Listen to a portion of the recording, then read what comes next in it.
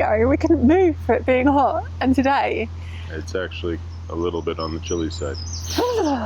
So we are in Etruruia. There's quite a lot going on around here in terms of museums and boatyards and museums. So we turned onto the Caldon yesterday evening. Not the best turn I've ever done, I'll admit it. But we've turned onto the Caldon, and we spent the evening here trying to keep George from eating duck poop and goose poop. Unsuccessfully, I might add. I walked over to a nearby market to get some, Indian snacks and various other things. And yeah, it was a little bit busy, and there was some young men hanging around having a chat. Certainly a lot of pedestrians. When we got here, we were the first boat to moor up, but then 3 more boats moored up, so you just kind of feel a bit better when other boats stop, because you think, oh, it must be okay, and it was fine. Yeah. So yeah, we're going to push along the Caldon Canal as far as we can get today, really, and as far as we can stand the rain. And we have a staircase lock followed by a short 3-foot lock, and then we've just got a bunch of bridges. There are 3 lift bridges, 4 locks in the next 6 miles, where we will then be at the base of a flight of, I believe, 4 locks. So I think we might end up there for the evening. We'll see. Or we might go up. Yeah, I think we should go up. But we're going to stop at Bridge 8. Maybe. Maybe? Yeah. I thought we were definitely... We'll just see what we find. We'll see what we find. It's the Emma Bridgewater factory, and you can do free factory tours, and it just looks like a really nice place with a cafe. And there's a shop there, but we don't want to buy anything, but it might just be nice to have a look around. All right. Yeah, I'm cold. Okay, she's cold. You won't be cold after a little bit of walking. Okay, so let's get going. Yep, on our way. As we prepare to leave, the rain begins. This is not the best start to the day.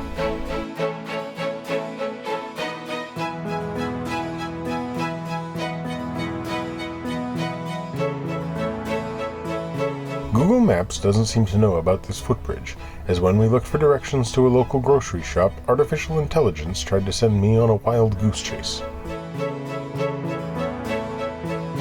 Round the corner are a couple more visitor moorings, and then we arrive at Etruruia staircase lock.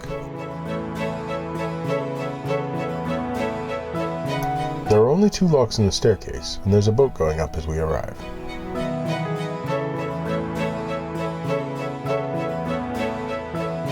Staircase locks seem to be accompanied by comprehensive instructions, so navigating them is fairly straightforward.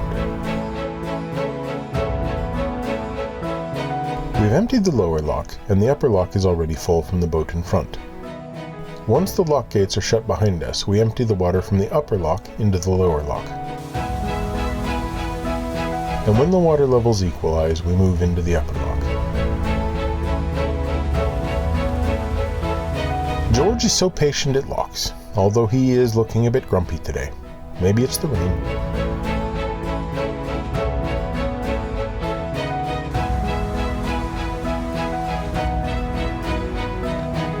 Umbrella. No umbrella.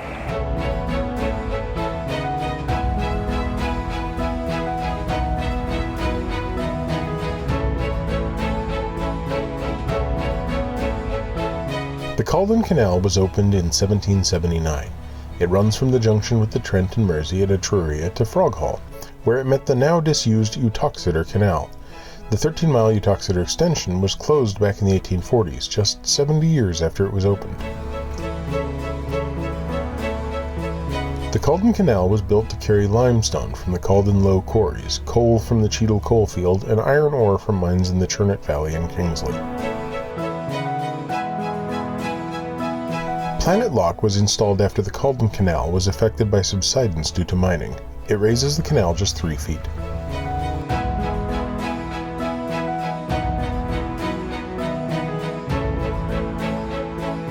We are now heading towards Hanley, which is a constituent town of Stoke-on-Trent and its de facto city centre. The canal side feels a little neglected and unloved. Here we pass the Stoke-on-Trent College, but it's currently deserted for the summer.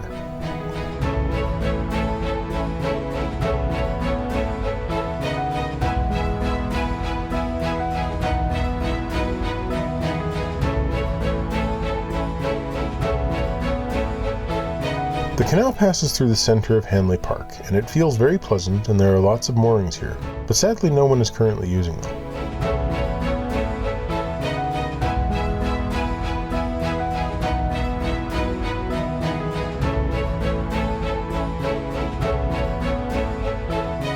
Lots more evidence of industry's past.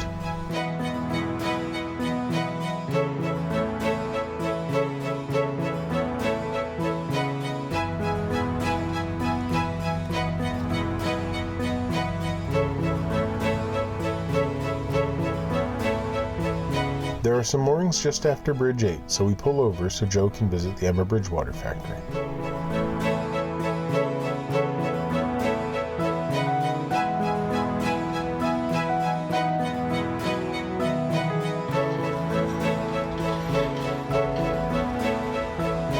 The factory shop is really busy. There is a pottery studio and cafe here too, and it's probably well worth pre-booking the free factory tour, but we were just not that organised.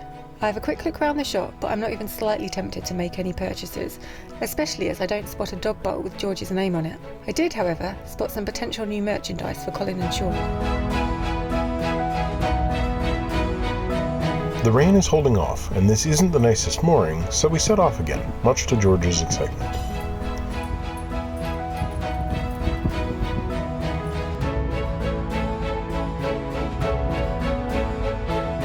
Okay, I spoke too soon about the rain.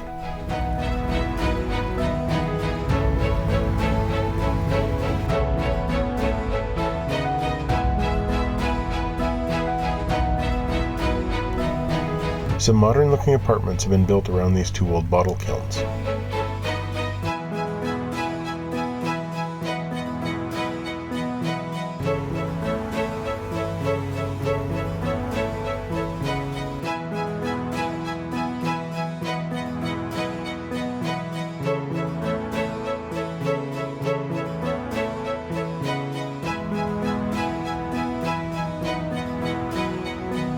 This is Ivy House Lift Bridge, and the crew from the boat in front kindly operate it for us. It's one of the key-operated hydraulic ones.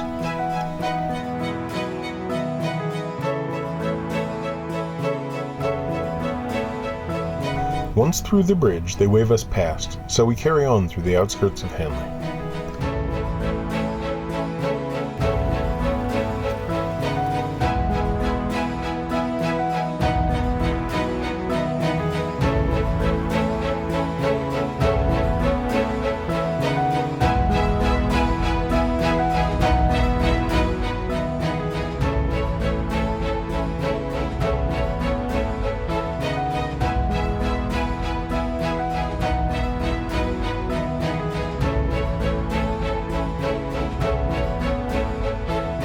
The rain continues, and Joe flags me down at a bridge, so I pick her and George up, and we all shiver on the back of the boat, trying to keep our spirits up as we get slowly and steadily damper.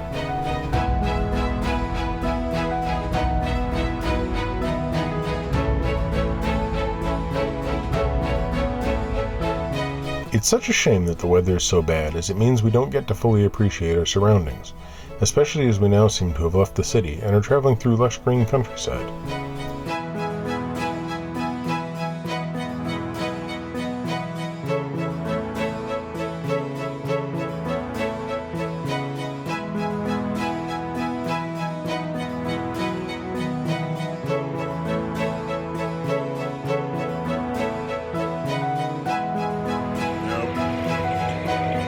Yeah, it's been fine. It's a little cold, it's a little damp. A lot of the bridges here are quite low, so there's been a lot of sort of sudden ducks and, well, not sudden ducks, but suddenly having to duck. Every once in a while there is a sudden duck too, because they fly up off the canal trying to get out of the way. Yeah. And juggle steering with umbrella holding and dog management. Yeah. George is down here looking really miserable, but he doesn't want to go inside the boat, so... And the person who just passed us nearly rammed us and took off at least 6 inches of blacking through his fault. Basically said that up ahead, after the lock, although it was a little unclear which side of the lock is after, could be the other side. Anyway, he said that one of the swing bridges wasn't working and was out of commission, so we may find ourselves stuck, at least for a little while. See what happens.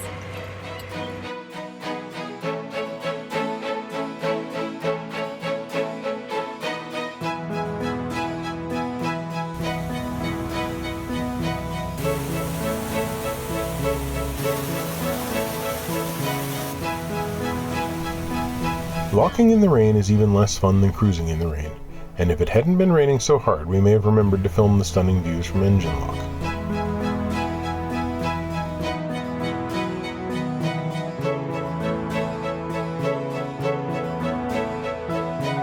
Not long after the lock, we are flagged down by a fellow boater who confirms that the lift bridge isn't working, and that an engineer has gone to get a part to fix it. That's all the excuse we need to moor up for the day and dry ourselves out and get warm.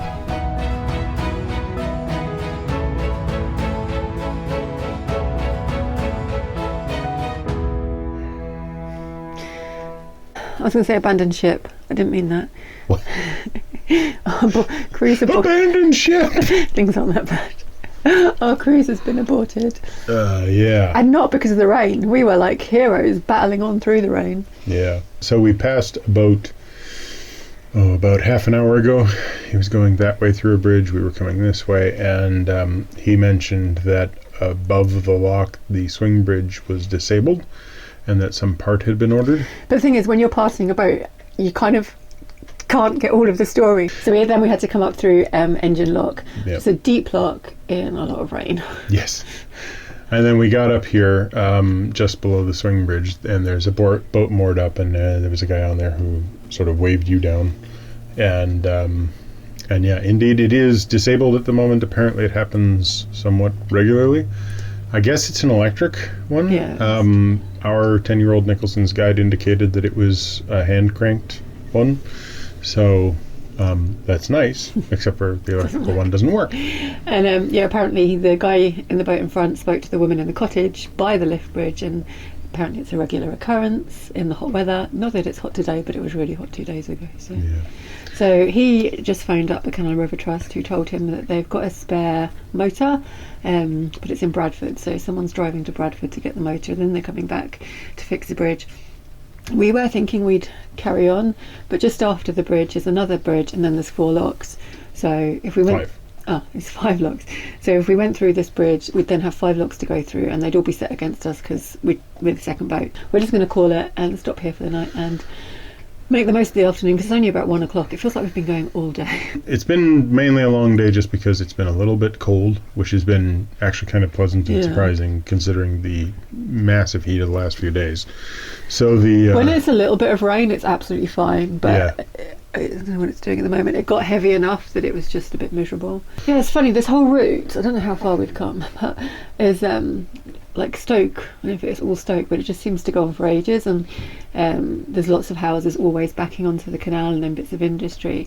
And then at Engine Lock, I kind of looked up and looked around, and it's really like lovely, like hills and there's horses under trees trying to stay away from the rain and stuff. So this is because everyone said you'll love the Caldon, and to start with, I'm like, and not just because of the rain, I'm not loving this. It's just really urban. So hopefully we've broken the back of the urban bit, and then from tomorrow. Well, based on the map, we're out of all the potteries and everything. Right. So we're kind of out of the main region that joined up to form the five towns that became Stoke-on-Trent. It is quite pleasant out here, other than the rain.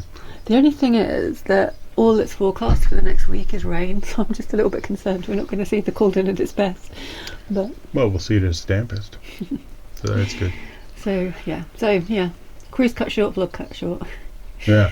So thanks for watching this far. Give us a thumbs up if you feel like it. Comment down below. Click the subscribe button if you feel like subscribing, and of course hit the bell if you want to get those notifications on your phone and computer. Well done. Good.